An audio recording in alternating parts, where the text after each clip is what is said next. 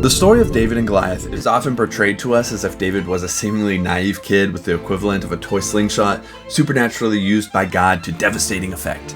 But as you can see from these clips from YouTubers Dash Rindar and Mike Shake, these slings weren't mere toys. These were serious weapons. In fact, Mike Shake did this on his first day toying with the sling.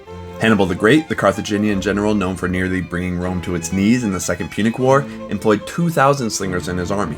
One of Rome's leading generals was severely wounded by a slinger in the Battle of Cannae, which contributed to his death.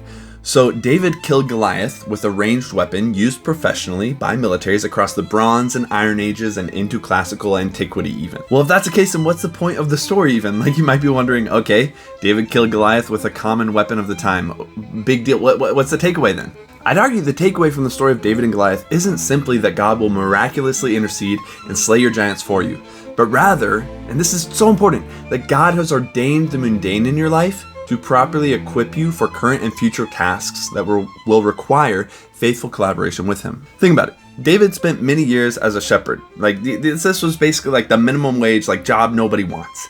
He became proficient with the sling out of necessity with this, though.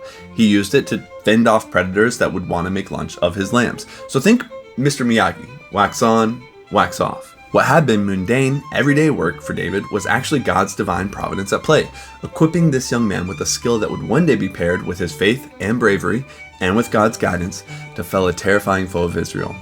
Now, most of us aren't going to save our entire nations, or be king, or fell literal giants, but for each and every one of us, there are future tasks that God will have made us capable of facing through our own shepherd seasons. These seasons may often feel like misadventures, like life going off track, but if you're walking with God, they're not on accident.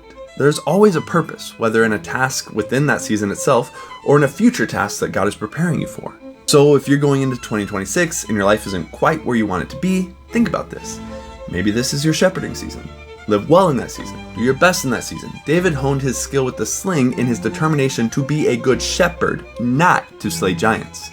Whatever you are at any time, be a good one, and honor God with your work ethic, as if working for God, not for man. And let this be a reminder to consistently walk with God, as at any time He may call upon any of us to make use of our experiences, of our talents, of even our trials, however mundane any might be or have been.